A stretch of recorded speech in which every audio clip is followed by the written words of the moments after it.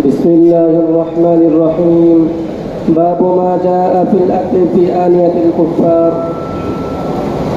بسم الله الرحمن الرحيم. باب ما جاء في الأكل في آنية الكفار. কাফেরদের পাত্রে, প্লেটে, থালা, বাসন, পেয়ালা, চামচ, হাঁড়ি, পাতিল, বল, গামলা যা আছে আর কি, কাফেরদের পাত্রে পানাহার করা এর বিধান সম্পর্কে এই বাদ চলে। وبه قال حدثنا زيد بن أخزم الطائي قال حدثنا سلم بن قتيبة قال حدثنا شعبة عن أيوب عن أبي قلابة عن أبي ثعلبة رضي الله عنه قال سئل رسول الله صلى الله عليه وسلم عن قدور المجوس فقال ألقوها غسلا واطبخوا فيها ونهى عن كل 7 ذي ناب. هذا حديث مشهور من حديث أبي ثعلبة رضي الله عنه وروي عنه من غير هذا الوجه. وأبو ثعلبة رضي الله عنه اسمه جرثوم ويقال جرهم ويقال ناشب. وقد ذكر هذا الحديث عن أبي قلابة عن أبي أسماء الرحبي عن أبي ثعلبة رضي الله عنه. وبه قال حدثنا زيد بن أخزم الطائي سند থেকে যে হাদিসটা বর্ণিত আছে عن أيوب عن أبي قلابة عن أبي ثعلبة. আবু কিলাবা রাহিমাহুল্লাহ এখানে তার শায়খ হলেন আবু সালাবা আল হুসাইনি রাদিয়াল্লাহু তাআলা, তার থেকে বর্ণনা করেছে। আবু সালাবা রাদিয়াল্লাহু তাআলা মূলত গ্রাম্য এলাকায় থাকতেন, যেখানে বিধর্মীদের বসবাস বেশি, এমন এলাকায় থাকতেন, এবং যে এলাকায় প্রচুর পরিমাণে শিকার হতো এমন এলাকায় থাকতেন।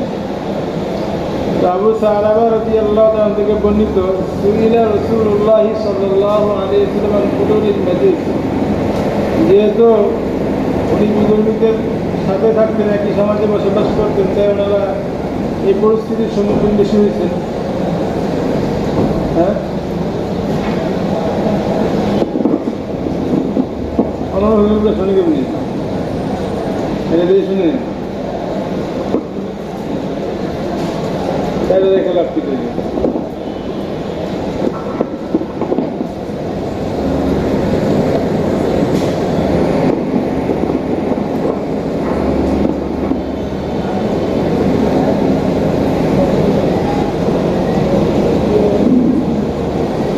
তো আবু সালাবা রাদিয়াল্লাহু তাআলা আনহু যেহেতু বিধর্মীদের সাথে তার বসবাস ছিল, একই সমাজে অন্য ধর্মের লোক বেশি ছিল, তাই কাফেরদের সাথে চলাফেরা, ওঠা বসা, খাওয়া দাওয়া একসাথে হয় বিদায় তার এই জাতীয় মাসলা জানার দরকার ছিল। বিদায় আল্লাহ রাসূলকে জিজ্ঞাসা করেছে আমি কুদুরিল মাজুস, মাজুসি যারা আছে, অগ্নি পূজারক যারা আছে, তাদের কুদুর কিদ্রুনের বহুবচন না, কিদ্রুন পাতিল, হাঁড়ি, ডেক, ডেকচি, মুয়ান্নাস শব্দটা। তো মাজুসিদের পাত্র পাতিল সম্পর্কে জিজ্ঞাসা করা হলো। ফাকাল আনফুহা গাসলান ওয়াতবাখু ফিহা, রাসূল বললেন এটাকে ধুয়ে পরিষ্কার করে নাও, তারপর তাতে পাক করো। আনফুহা গাসলান, এটাকে ধুয়ে পরিষ্কার করো, ওয়াতবাখু ফিহা, তারপরে সেটাতে পাক করো। ونهى عن كل 7 ذي ناب, আর আল্লাহ রাসূল প্রত্যেক প্রকার হিংস্র শিকার থেকেও নিষেধ করেছেন। প্রশ্নের মধ্যে আছে এটা যে রাসূল নিষেধ করেছেন আর কি। هذا حديث مشهور من حديث أبي ثعلبة رضي الله تعالى عنه وروى أبو ثعلبة رضي الله تعالى عنه থেকে এই ব্যাপারে যতগুলো হাদিস বর্ণিত আছে তার মধ্যে হাদিসটা প্রসিদ্ধ। وروي عنه من غير هذا الوجه, তার থেকে অন্যান্য সূত্রেও এই হাদিসটি বর্ণিত আছে, সামনে দেখা যাবে। وأبو ثعلبة رضي الله تعالى عنه اسمه جرثوم ويقال جرهم ويقال ناشب. আবু সালাবা রাদিয়াল্লাহু তাআলা আরো 3টা পরিচয় তুলে ধরেছেন, যে ওনার একটা নাম হলো জুরথুম, কেউ কেউ বলেছেন ওনার নাম হলো জুরহুম, আর কেউ কেউ বলেছেন ওনার নাম হলো নাসিব। وقد ذكر هذا الحديث عن أبي قلابة عن أبي أسماء الرحبي عن أبي ثعلبة এই হাদিসটাই আবু কিলাবা থেকে বর্ণিত হয়েছে।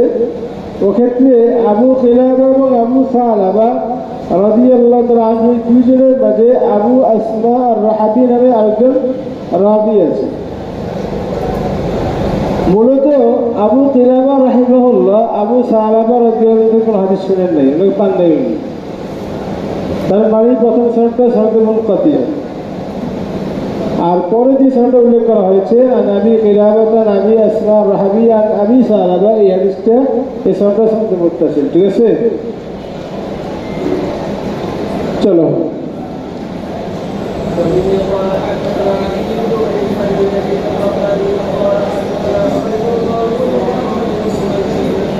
قرشي عبيد الله بن محمد القرشي قال حدثنا حماد بن سلمة عن أيوب وقتادة عن أبي قلابة رضي الله تعالى عنه عن أبي أسماء الرحبي عن أبي ثعلبة الخشني رضي الله تعالى عنه أنه قال পাইছো যে শর্তটা কথা একটু আগে বলে এই শর্তটা এখানে দেখিয়েছে কি أبي قلابة عن أبي أسماء الرحبي عن أبي ثعلبة الخشني رضي الله تعالى عنه أنه قال يا رسول الله إنا بأرض أهل الكتاب হুজুর আমরা তো আহলে কিতাব ইহুদিরা যে এলাকায় থাকে ওই এলাকার লোক, ওই এলাকায় থাকি। فنطبخ في قدورهم ونشرب في آنيتهم আমরা এদের পাত্রে রান্না বান্না করি, এদের পেয়ালা দিয়ে আমরা পানি পান করি, এর হুকুম কি?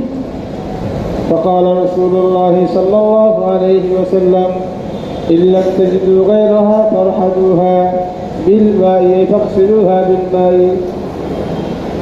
যদি এগুলো ছাড়া অন্য কোনো পাত্র না থাকে তোমাদের, إن لم تجدوا غيرها فارحدوها بالماء যদি অন্য পাত্র না থাকে তাহলে আর কি করবে? পানি দ্বারা ধুয়ে তারপরে ব্যবহার করবে। মুসলিমের রাওয়ায়াতের মধ্যে আছে وإن وجدتم غير آنيتهم যদি তাদের পাত্র ছাড়া অন্য পাত্র থাকে তাহলে তাদের পাত্র ব্যবহার করার অনুমতি নেই। আর ওই লেনটা যদি ওইরহা করা আর যদি তাদের পাত্র ছাড়া অন্য পাত্র না থাকে তাহলে সেগুলো ধুয়ে ব্যবহার করে। ثم قال يا رسول الله إنا بأرض صيد فكيف نصنع আমরা এমন এলাকায় থাকি যেখানে অনেক শিকারের উপর নির্ভর করে আমাদের জীবিকা নির্বাহ করি, কি করবো আমরা, কিভাবে করবো? قال إذا أرسلت كلبك المكلب وذكرت اسم الله فقتل فكل হুজুর বললেন তুমি যখন তোমার প্রশিক্ষিত কুকুরকে পাঠাবে, তোমার ট্রেনিং প্রাপ্ত কুকুরকে পাঠাবে এবং পাঠানোর সময় বিসমিল্লাহ বলবে, তাহলে সে যেই শিকারটাকে হত্যা করে নিয়ে আসে সেই শিকারটা খেতে পারবে। ওয়াইন কানা গায়রা মুকাল্লাবিন ফাযুক্কিয়া ফাকুল আর কুকুর প্রশিক্ষিত না, ট্রেনিং প্রাপ্ত না, কিন্তু সে ওই শিকারটাকে হত্যাও করে এবং ধরে নিয়ে এসেছে, এরপরে সেটাকে জবে করা হয়েছে, তখন সেটাও কর। ওইদা رميت بسهمك وذكرت اسم الله فقتل فكل আর যখন তুমি কোনো তীর নিক্ষেপ করবে এবং তীর নিক্ষেপের সময় তীরের উপর বিসমিল্লাহ বলবে এবং সেই তীর দিয়ে কোনো শিকারকে হত্যা করবে, সেটাও তুমি খাও। هذا حديث حسن صحيح। এক নম্বর মাসআলা হলো যে আহলে কিতাব মেজুস অগ্নি পূজারক, মূর্তি পূজারক, আমাদের এলাকায় যে হিন্দু আছে এদের পাত্র ব্যবহার করা, এদের পাত্রে খাবার দাবার করা, এটার এই বিধান কি? এক নম্বর কথা হলো যে যদি তাদের পাত্রে নাজাসাত আছে কি নাই এই ব্যাপারে জানা না থাকে, নাজাসাত আছে এই ব্যাপারে নিশ্চিত না, গালেবে জানো না, নাজাসাত থাকার ব্যাপারটাও নিশ্চিত না, নাজাসাত আছে এবার তার প্রবল ধারণাও নেই, তাহলে ধোয়ার পূর্বে, ওই পাত্র ধোয়ার পূর্বে পাত্র ব্যবহার করা মাকরুহ। আর যদি তাদের পাত্রে নাজাসাত থাকে এই মর্মে সে জেনে থাকে অথবা জানে না, তবে তার গালেবে জন হয়, তার প্রবল ধারণা যে এই পাত্রের মধ্যে নাপাক থাকতে পারে, কারণ এই পাত্রের মধ্যে শুকুর খায়, কুকুর খায়, এই পান পাত্র দিয়ে মদ খায়। যদি জানা থাকে যে নাপাক আছে বা নাপাক থাকার গালেবে জন হয়, তাহলে ধোয়ার পূর্বে সেই পাত্র ব্যবহার করা নাজায়েজ, হারাম। অর্থাৎ যদি নাজাসাতের ব্যাপারে এলেম না থাকে তাহলে ধোয়ার পূর্বে ব্যবহার করা মাকরুহ, আর নাজাসাতের ব্যাপারে এলেম থাকলে অথবা গালেবে জন হলে ধোয়ার পূর্বে ব্যবহার করা হারাম বা নাজায়েজ। আর ধোয়ার পর ব্যবহার করা বেলা কারাহাত জায়েজ। ধোয়ার পর ব্যবহার করা কি বেলা কারাহাত জায়েজ। এখন তোমার এই মাসালার সাথে একটা সংঘর্ষ দেখা দিবে, যে রওয়ায়তটা আমরা দ্বিতীয় পর্যায়ে উল্লেখ করলাম, যে এই লামটা যদি ওগাই রাহা, যদি এই পাত্র ছাড়া অন্য পাত্র না পাও তাহলে ফরহাদু হাবিল মা, এটা পানি ধরে ধুয়ে ব্যবহার করে। এই তো মুসলিমের রওয়ায়তে ওই বর্ধিত অংশ সহ আছে, ইনটা যদি ওগাই রাহা যে ওয়াজাদতুম গায়রা আনিয়াতিহিম, যদি এদের পাত্র ছাড়া অন্য পাত্র থাকে তাহলে ব্যবহার করবে না, না থাকলে দিয়ে ব্যবহার করবে। তাহলে হাদিস থেকে বোঝা যাচ্ছে বিধর্মীদের পাত্র আছে, কিন্তু এমন অবস্থায় তোমার নিজস্ব পাত্র আছে, তাহলে কোনো অবস্থাতে সে পাত্র ব্যবহার করা জায়েজ নেই, চাই সেটা ধোয়ার আগে হোক আর ধোয়ার পরে হোক, স্পষ্টই বলছে। কিন্তু ফোকায় কেরামের যে মাসালা বললাম, এ থেকে বোঝা যাচ্ছে যে ধোয়ার আগে মাকরুহ হইলেও ধোয়ার পরে এটা জায়েজ, তাই না? এই যে তাআরুজ হইল, এই তাআরুজের দফা করতে গিয়ে নবী আলাইহির রাহমা একটা তাসবিহ দিচ্ছেন এইভাবে যে হাদিস মাহমুল হবে হালাতুন নাজাসাতের উপরে, যে আল্লাহ রসুল যে নিষেধ করেছেন যেটা ব্যবহার করো না, তো কখন? যখন নিশ্চিত এলেম থাকবে যে পাত্রের মধ্যে কি আছে, নাপাকি আছে। আর ফোকায়ে কেরামের কওল মাহমুল হবে হালাতু আদামিন নাজাসার উপর,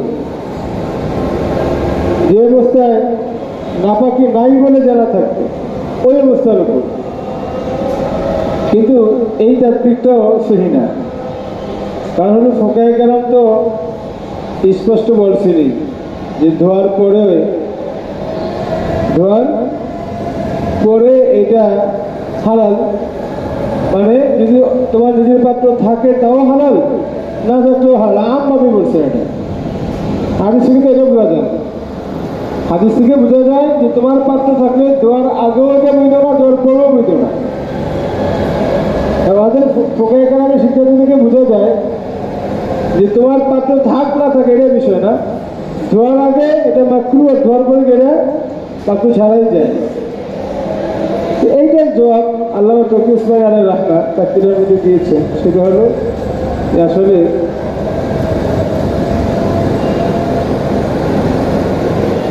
ফি নাফসিহি কুফফারদের পাত্র ব্যবহার করা এটা জায়েজ। আল্লাহ রসুল যে নিষেধ করেছেন সেটা হলো মাকরুহে তানজিহি এবং ইস্তিকদার, অপছন্দ করা, এর উপর নির্ভর এটা মাহমুল হবে, হামল হবে, প্রয়োগ হবে। কারণ যার ন্যূনতম রুচিবোধ আছে, গায়রাত আছে, এর তো রুচিতেই এটা অপছন্দনীয় হওয়ার কথা যে আমি কিভাবে এটা ব্যবহার করি। ইস্তিকদার, ময়লা আবর্জনা অপছন্দনীয় মনে করার উপর এটা প্রয়োগ করা হবে। বাকি ফি নাফসি মুতলাকান সেটা কি আছে, জায়েজ। আর কারণ হলো যে আসলে ইসলাম মুআমালা মুআশারার ক্ষেত্রে বিধর্মীদের সাথে ওই আচরণ করার নির্দেশ দিয়েছেন যেটা মুসলমানদের পারস্পরিক করা হয়। মুসলমানদের মাঝে আপুসে যে আলোচনা, যে ব্যবহার করা হয় মুআমালা মুআশারাতের ক্ষেত্রে কাফেরদের সাথে ঠিক একই আচরণ করার নির্দেশ দিয়েছে। সুতরাং এদের সাথে যদি উঠা বসা করা লাগে, চলাফেরা করা লাগে, লেনদেন করা লাগে, আদান প্রদান করা লাগে, সবই তো লাগে সমাজে থাকতে হবে।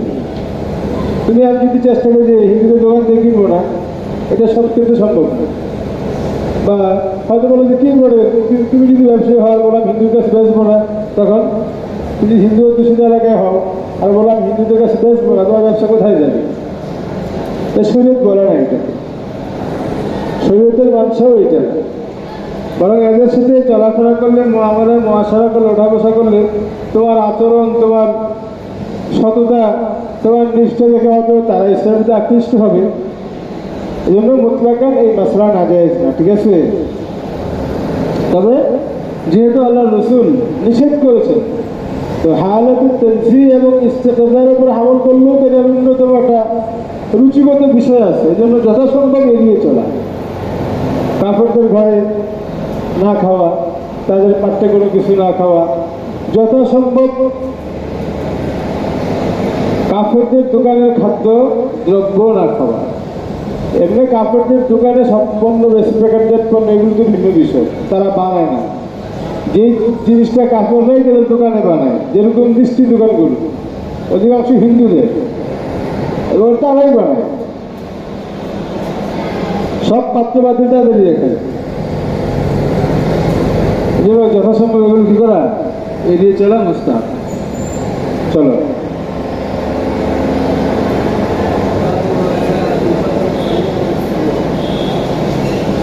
বাবু মাজা ফিল ফারাতি তামুতু ফিস সামনি। ইঁদুর গৃহের মধ্যে পড়ছে,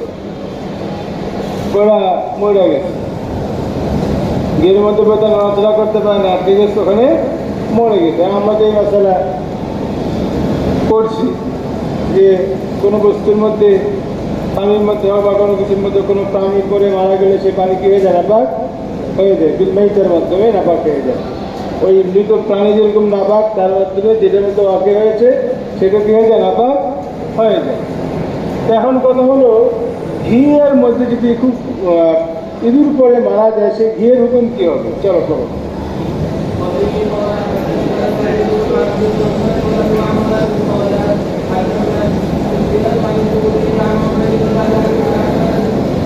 দেখো, এটা হলো আনি জুরির সাহেবকে আন ওবায়দুল্লাহি আন ইবনে আব্বাস। জুরি হাদিসটা শুনেছেন ওবায়দুল্লাহ থেকে, ওবায়দুল্লাহ ইবনে আব্বাস থেকে, তিনি শুনেছেন আব্দুল্লাহ ইবনে আব্বাস থেকে, আব্দুল্লাহ ইবনে আব্বাস শুনেছেন আন মাইমুনা রাদিয়াল্লাহু তাআলা আনহা থেকে। চলো,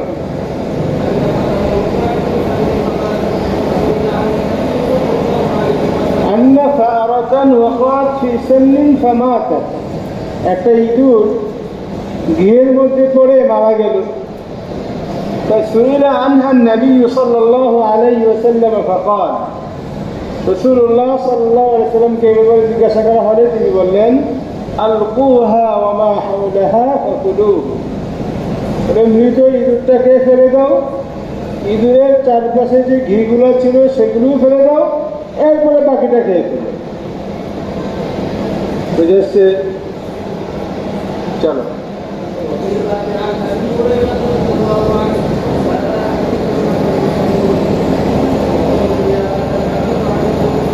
দেখো বিন্যাসন দেখাচ্ছে, যে বলছিলাম وقد روي هذا الحديث عن الزهري عن عبيد الله।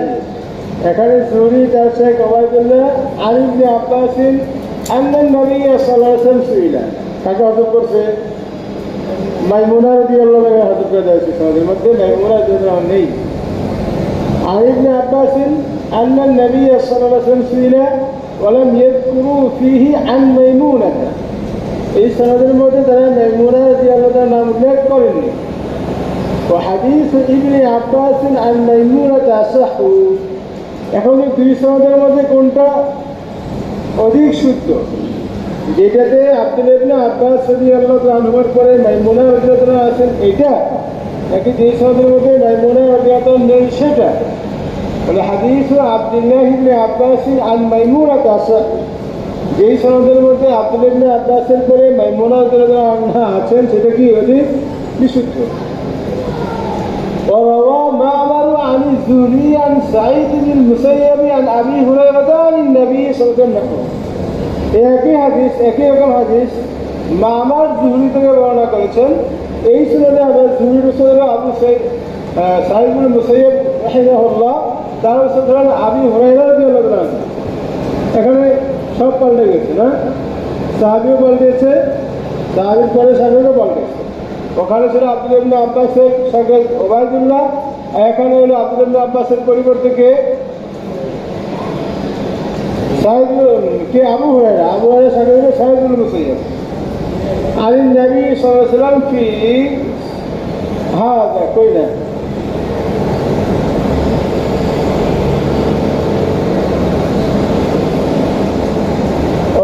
عن ابن عباس عن وروى معمر عن الزهري عن سعيد المسيب عن ابي هريره عن النبي صلى الله عليه وسلم نحوه وهذا حديث غير محفوظ।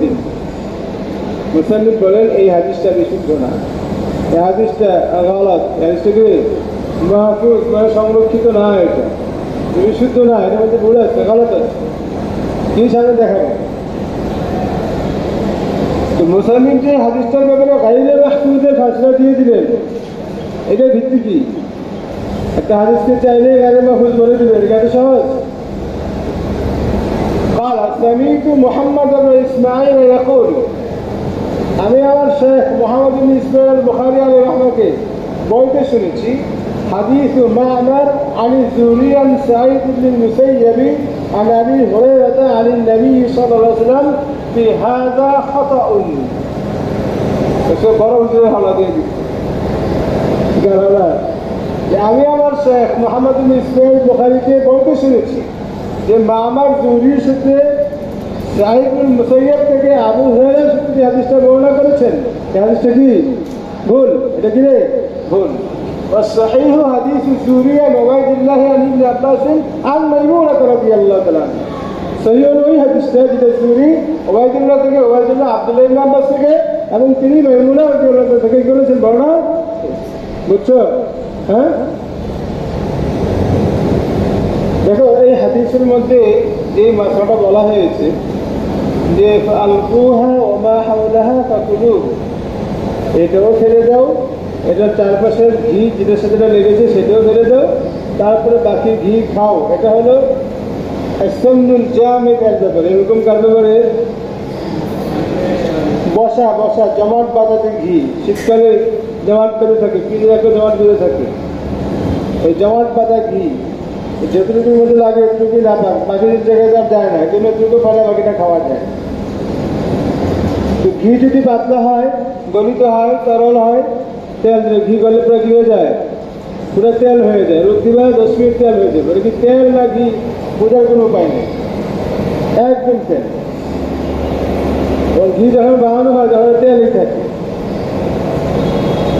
ঘি যদি পাতলা হয় তাহলে হুকুম ভিন্ন হবে, তাহলে পুরা ঘি নাপাক হয়ে যাবে, পুরা ঘি ফেলে দিতে হবে, পুরা ঘি ফেলে দিয়ে পুরা ঘি খাওয়া হারাম হয়ে যাবে, পুরা ঘি নাপাক।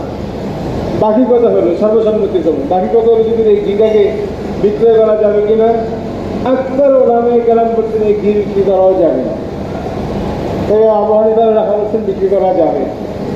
কেমন যাবে? আবু হানিফা রাখা বলছেন যে যদিও এটা খাওয়া যাবে না, তবে অন্যান্য কাজে ব্যবহার করা যাবে। যেরকম এটা চেরাক জ্বালানো, এটা কোন জায়গায় মালিশ করা লাগলে, পলিশ করা লাগলে, নৌকা কাঠ খাট মালিশ করা, তেল করবা, ওখানে পলিশ করে দিয়ে আরো কত কাজে রাখতে পারে। খাওয়ার ক্ষেত্রে এটা খাওয়া হারাম। আরো যে কোনো তৈরি যে সমস্ত জায়গায় ব্যবহার করা যায়, এরকম যে জায়গায় ব্যবহার করা যাবে বিধায় উনি বলছেন বিক্রি করা যাবে। তবে কোনো কোনো ওলামায়ে বলছেন এটা অন্য কোনো কাজে ব্যবহার করাও যাবে না। এবং মালিকার রহমান থেকে দুটা মত, প্রসিদ্ধ মত আবু হানিফার মতো যে এটা তেল হিসাবে ব্যবহার করা যাবে, চেরাগের মধ্যে আগুন জ্বালানো যাবে ইত্যাদি ইত্যাদি, ঠিক আছে। আবার কেউ বলছেন চেরাগের মধ্যে ব্যবহার করলো, মসজিদের যে চেরাগ সেখানে ব্যবহার করা যাবে না। আমাদের যেটা আসলে মসজিদের চেরাগ নাই, জানালা হবে না। চলো পড়ো।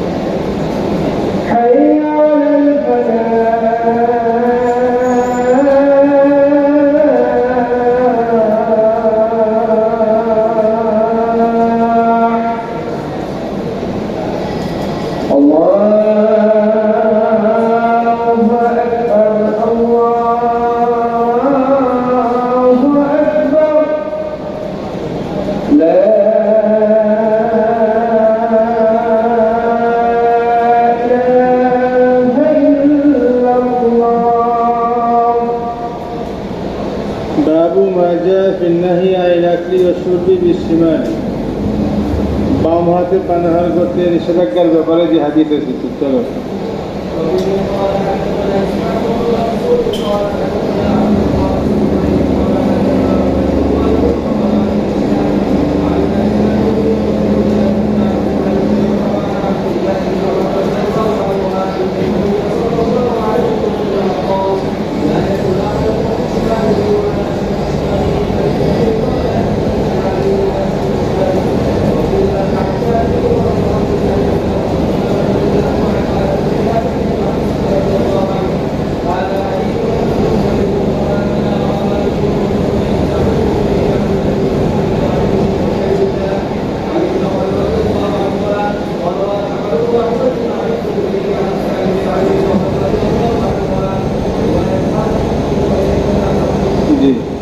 আগের মশলা একটু কথা বাকি আছে, যেখানে উনি প্রশ্ন করেছিলেন যে হুজুর আমরা শিকারা এলাকায় থাকি, কি সাহায্য করছিলেন যে তখন তুমি প্রশিক্ষিত কুকুরকে পাঠাবে, তো সেই কুকুর যেটা ধরে নিয়ে আসছে সেটা খাও। প্রশিক্ষিত কুকুরের আলামত তোমরা কিতাব উৎসাহিত দাওয়াহের মধ্যে আজকালের মধ্যে পেয়ে আসছো, এবছর নামাজি কুকুর এখনো। প্রশিক্ষণপ্রাপ্ত কুকুরের আলামত আমি কারণ করছেন তিনটা। কয়টা? যখন যাইতে বলবে যাবে, যখন যাইতে বলবে, যখন দৌড়াতে বলবে দৌড়াবে, যখন থামতে বলবে থামবে। কেমন? যে একবারে তার শিকারের পিছু পিছু দৌড়াতেছে, শিকারটা একটু হলে ধরে ফেলবে, থাম, প্রশিক্ষণ করবে। আর 3 নম্বর হলো যে শিকারকে সে ধরবে, এটা না খেয়ে মনির ওজনও নিয়ে আসবে, একটুও খাবে না। এরকম যখন অনেকবার হবে, সমর্থ হওয়ার জন্য যে ড্রাইভিং সমর্থের জন্য আগে ড্রাইভ চালিয়ে দেখাইতে হয় না, এরকম একবার দেখাইতে হবে, ন্যূনতম তিনবার এরকম থামতে বলে থামবে, যাইতে বলে যাবে, স্বীকার করে নিয়ে আসবে। ন্যূনতম তিনবার যদি এরকম করে তাহলে বোঝা যাবে সেটা প্রশিক্ষিত। তা নিজের জন্য স্বীকার করে না, মনিবের জন্য স্বীকার করে। ঠিক আছে, চলো এই হাদিসের মধ্যে রাসূলুল্লাহ আন ইবনে ওমর রাদিয়াল্লাহু তাআলা আনহুমা আন নবী সাল্লাল্লাহু আলাইহি ওয়াসাল্লাম قال لا يأكل أحدكم بشماله ولا يشرب بشماله। তোমাদের কেউ যেন বাম হাতে না খায় এবং বাম হাতে পান না করে। মাঝখান দিয়ে সবার সঙ্গে আলোচনাগুলো এখানে হয়েছে। বাম হাতে খাওয়া এটা মাকরুহ, বাম হাতে খাওয়া এটা কি মাকরুহ। ডান হাতে খাওয়া সুন্নাত, ডান হাতে খাওয়া সুন্নাত। এই হাদিসের মধ্যে যেটা বলা হয়েছে ফাইন্না শাইতানা কই ফাইন্না শাইতানা ইয়াকুলু বিশিমালিহি ওয়া ইয়াশরাবু বিশিমালিহি। শয়তান বাম হাতে খায়, বাম হাতে পান করে। এটার একটা অর্থ তো এইটাই যে জাহিরি অর্থে মুরাদ, যে হ্যাঁ শয়তান নিজে বাম হাতে খায়, বাম হাতে পান করে, এইটাই উদ্দেশ্য। আবার মুহাদ্দিসিনে কেরামের ইহতিমালি অর্থ সম্ভাব্য অর্থমূলক দিয়েছেন, এর অর্থ হচ্ছে ইয়াহমিলু আউলিয়াহু মিনাল ইনসি আলা যালিকা সানিয়ান। শয়তান তার মানুষ দুষ্টদেরকে বাম হাতে খাওয়ার প্রতি উদ্বুদ্ধ করে। অর্থাৎ যারা বাম হাতে খায়, বাম হাতে পান করে, এরা হলো শয়তানের দুষ্ট। বুঝেছ নাই? তাই না, শয়তান কোনো বিষয় অর্থ কি, শয়তান তার দুষ্টদেরকে বাম হাতে খাওয়ার প্রতি উদ্বুদ্ধ করে। কেন করে? আল্লাহর নেক বান্দাদের সাথে বিরোধিতা করার জন্য, বিরুদ্ধাচরণ করার জন্য। এবং ডান হাতে খাওয়া সুন্নত কেন, বাম হাতে খাওয়া মাকরুহ কেন? দেখো, আল্লাহ তাআলা যে নিয়ামত আমরা ভোগ করতেছি, এই নিয়ামতের একটা হক আছে। এই নিয়ামতের শুকরিয়া আদায় করা আমাদের হক। নিয়ামতের ইজ্জত করা, সম্মান দেওয়া আমাদের হক। আর আমরা জানি ইজ্জতওয়ালা, সম্মানওয়ালা যে কোনো কাজ ডান দিয়ে হয়, বাম দিয়ে হয় না। আর বেইজ্জতওয়ালা, অসম্মানজনক কাজ, অসুন্দর কোনো কাজ বাম দিয়ে হয়।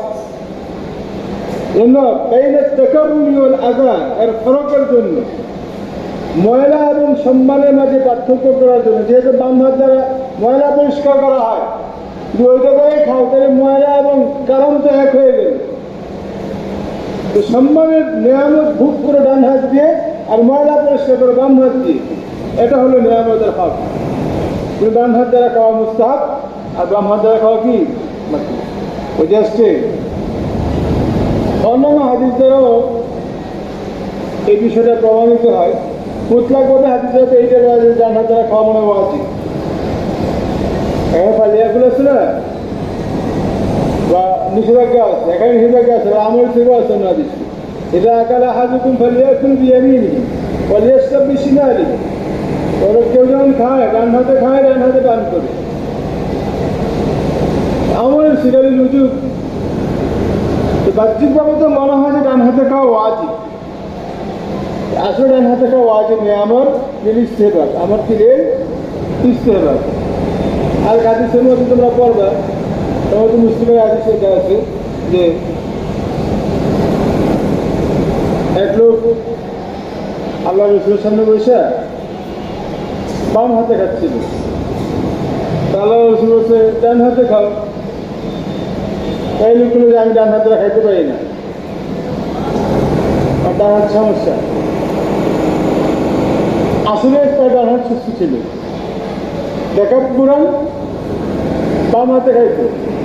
আসলে অপসংস্কৃতি কিছু, মানে ছিঁড়া প্যান্ট পরা এটার নামই সভ্যতা, এখন আধুনিকতা। প্যান্ট ছিঁড়া দাবি করে দেখে যাবো যে রান দাবি থাকে, এই সভ্যতা, এটা আধুনিকতা। তো ওই যে বাম হাতে খাওয়ার সভ্যতা ছিল আর কি, তাকাব্বুরি ছিল, যারা মুতাকাব্বির এরা বাম হাতে খাইতো। সে মূলত তাকাব্বুরান বাম হাতে খাইতেছিল। আল্লাহ রসুল বলার কারণে বলল কি, আমার ডান হাতে সমস্যা। আল্লাহ রসুল দোয়া করলেন তোমার ডান হাতে এরকমই থাকে, যেমন বলছে পড়ছে বিশ্বাস করতে বলার কথা। এরপরে মরার আগ পর্যন্ত এই লোক আর ডান হাতকে তার মুখ করে দিতে পারে না, বজ্জা লাগে গেছে। এই হাদিস থেকে বোঝা যায় যেটা ওয়াজিব, কিন্তু আসলে এই বদদোয়ার সম্পর্ক ডান হাতে খাওয়ার সাথে না, কারণ বদদোয়ার সম্পর্ক ছিল তার মিথ্যা বলার সাথে।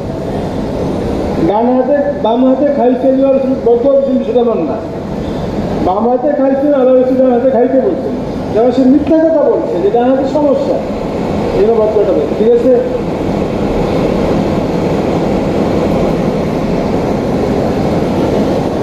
وفي الباب عن جابر وعمر بن ابي سلمه وسلمه بن الاكوع وانس بن مالك وحفصه رضي الله عنهم. اشارت الى حديث المدوات. هذا حديث حسن صحيح، وهكذا روى مالك وابن عيينة عن الزهري عن ابي بكر بن عبيد الله عن ابن عمر رضي الله عنه. আমাদের মতনে আমরা যেভাবে বর্ণনা করেছি, ইমাম মালিক আলাইহির রাহমা এবং ইবনে উয়াইনা উভয়ই তাদের শেখ ইবনে শিহাব জুহরি থেকে, তিনি আবু বকর ইবনে উবাইদুল্লাহ থেকে, তিনি তার বাবা আব্দুল্লাহ ইবনে ওমর থেকে বর্ণনা করেছেন। এইটাই মূলত বিশুদ্ধ সনদ। বাকি ওয়ারাওয়া মা'মার ওয়া আকিল আন জুহরি আন সালিম আন ইবনে ওমর রাদিয়াল্লাহু আনহু। অন্য সনদে জুহরি থেকে কে মা'মার এবং আকিল বর্ণনা করেছেন। উনি ওখানে দেখাচ্ছে জুহরি সালিম আন ইবনে ওমর রাদিয়াল্লাহু আনহু। মুসান্নিফ বলেন রিওয়ায়াত মালিক ও ইবনে উয়াইনা সাহ, ইমাম মালিক এবং ইবনে উয়াইনা জুহরি থেকে যেটা বর্ণনা করেছেন সেইটা তার থেকে মা'মার এবং আকিলের রিওয়ায়াতের চেয়ে আসাহ। ঠিক আছে।